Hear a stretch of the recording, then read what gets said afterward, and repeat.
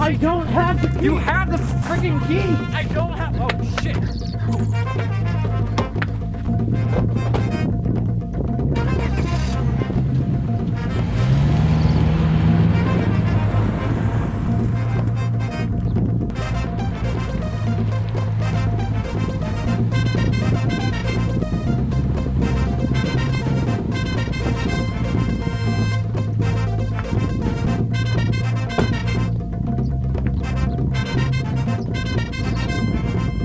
That wasn't a bear.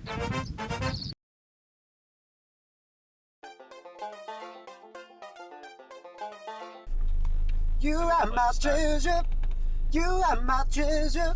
You are my treasure. You are. So we decided that Can make my wish come true we're gonna go to California if you make me for this you. mainly. If you let me change So we're gonna be doing a huge drive out to California in probably like a week or so. We're not really entirely prepared. We got a bunch of stuff still going. We decided we'd set up a vlog on the way, which is gonna be this guy, what you're seeing right now. We've got a whole dash mount, a camera hooked up, everything.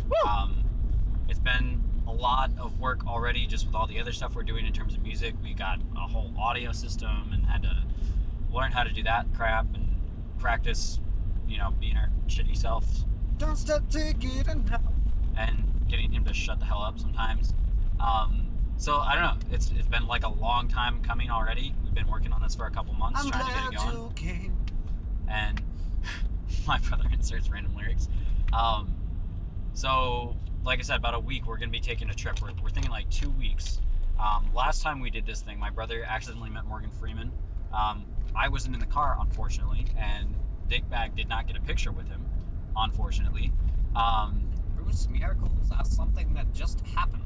And he also does Christopher Walken impersonations.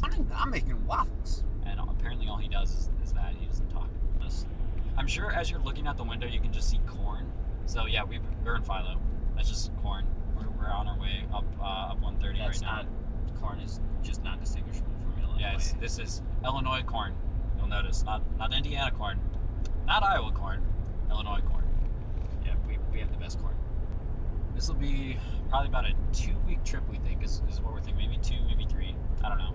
But we're gonna record a lot of it on a phone and see how much trouble we can get into. See if, well, I mean, we don't want too much video evidence, so we'll probably delete some stuff. But My main objective is to make sure Nick takes showers. we're gonna see. Last time Peter hit a caribou. Not a live caribou, dead caribou. I was avoiding a boulder. Yeah, and that's his excuse. But he still managed to hit the boulder. Okay, too. no. No. Yeah, you did. I hit a different boulder. That boulder was because I asked a campsite person to direct me around said boulder, and they didn't do a good job. They told me to go the exact opposite direction. Wait. The boulder was so big, the park ranger knew about it. No. Okay, so alright. Like the park ranger was like, there's a boulder in the middle of the road. Make sure you turn right at the boulder fork. No. I was pulling into a campsite, and it wasn't like a full-on boulder. It was just a very, very large rock. Anyway, but it was very wide, so obviously not going to be moved. But it wasn't tall enough to see from a side view mirror or a rear view mirror or anything like that, right? So I pulled into the campsite, and I needed to back out of it. And I was like, hey, can you just direct me, like an airplane guide me out of this parking situation? And they're like, yeah, sure, I can do that. And then I was like, okay, I'll start backing up. So I put it in reverse, and this guy is waving his hands like an idiot, and she's not like actually directing me. He's just acting like a mime in a park ranger costume, roboting. And I was like, does that mean left or right? And he's like, that means right. And then he was like, shit, I meant my right, and by that, a boulder in my fender. And so I'm confused. He guided you into a boulder, and then like later you saw a boulder, tried to avoid it, and that ended up hitting Yeah, caribou? that was a different boulder. Because I went into a different campsite after that because I was like, I'm not dealing with this dude. And so I went into a different campsite that was actually free, no boulders. And then I got out of it in the morning, and it had rained the night before, so all these rocks and shit had fallen onto the road, and there was one huge one in the middle of the road that was like right after like a big old turn on the side of the mountain, and I was coming around the corner, and there was a boulder like almost right on the center line, and so I moved to get out of the way, and there was a caribou carcass, like not 30, 40 feet from it, and I'm already going 20, 30 miles an hour coming around the curve, so I'm speeding up around the curve because it's a straight shot after that.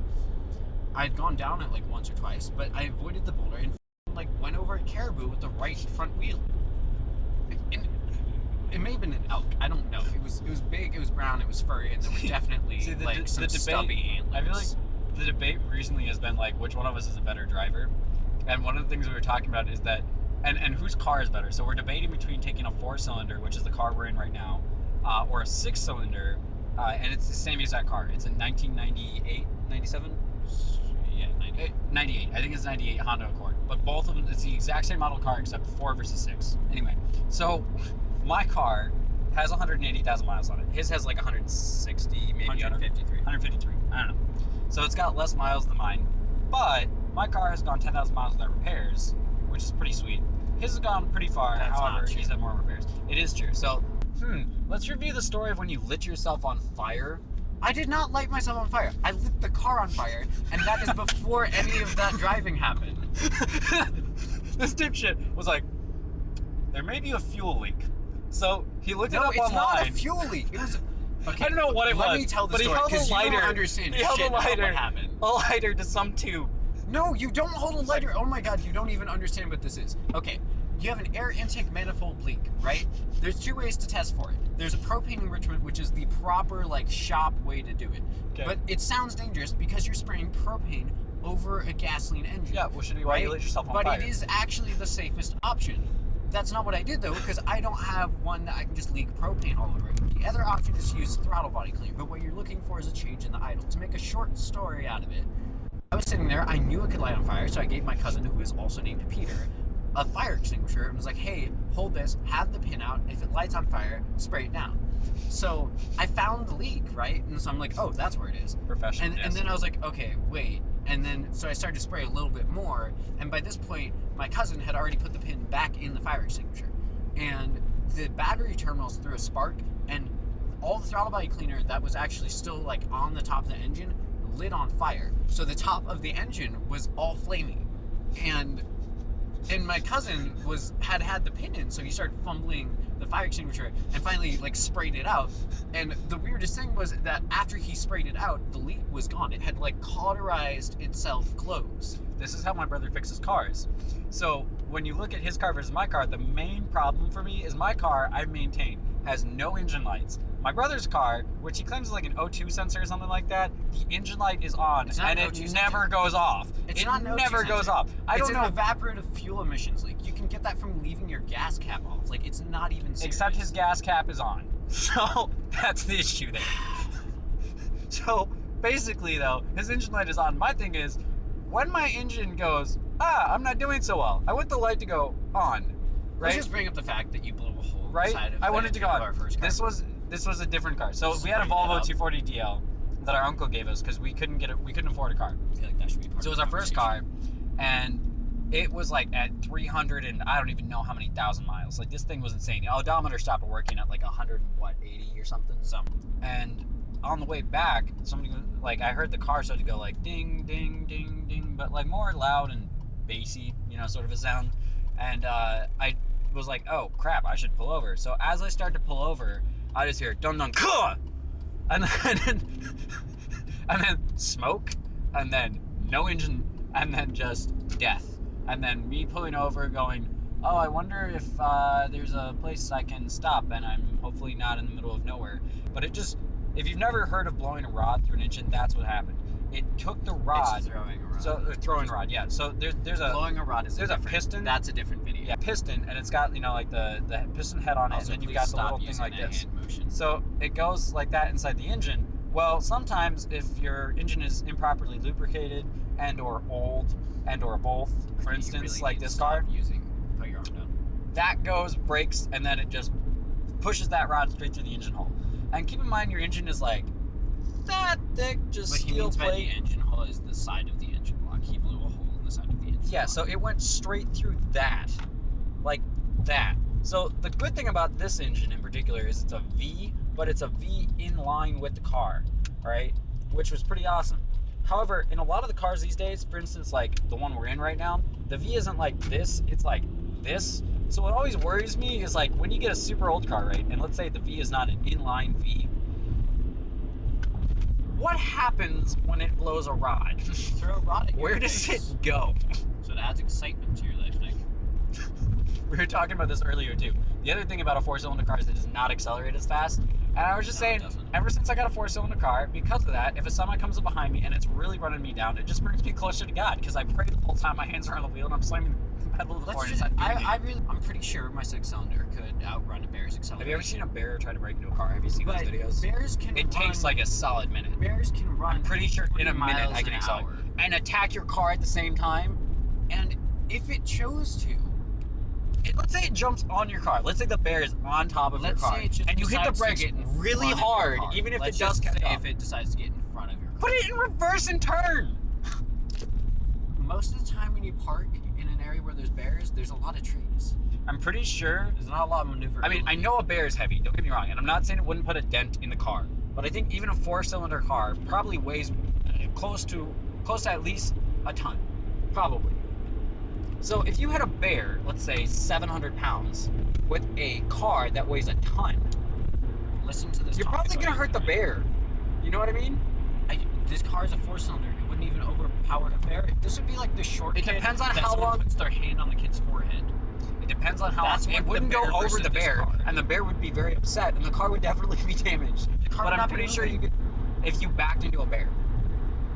I'm pretty sure I could You back. might like lazily knock it over, And you're then gonna be you can spinning go. wheels. You're gonna be spinning wheels. Plus, in after that. what situation would a six-cylinder car be able to run a bear over going in reverse either? It'd be able to get away from it. You would be able to run over the bear. You have the same ground clearance as me. I managed to get over a caribou. Yeah, at 50 miles an hour. We're talking about from a dead stop, 2 or 3 feet, and you're gonna hit a bear. What I'm saying is mine has proven itself by It's trial. proven itself with a caribou. Mine has trial With a by a dead caribou on the Mine has ground. literally gone through trial by fire.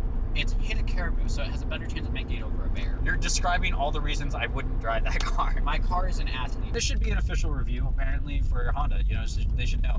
Four-cylinder versus six-cylinder. They're both- Poodle versus caribou. They're both awesome cars, but what I'm saying is that my car is a caribou strength car. Yours is a miniature poodle strength car. Yeah. Yeah, I feel like that's that already should be known. the new like rating system. And I mean, PETA would probably get upset about it. It would probably go poodle to caribou.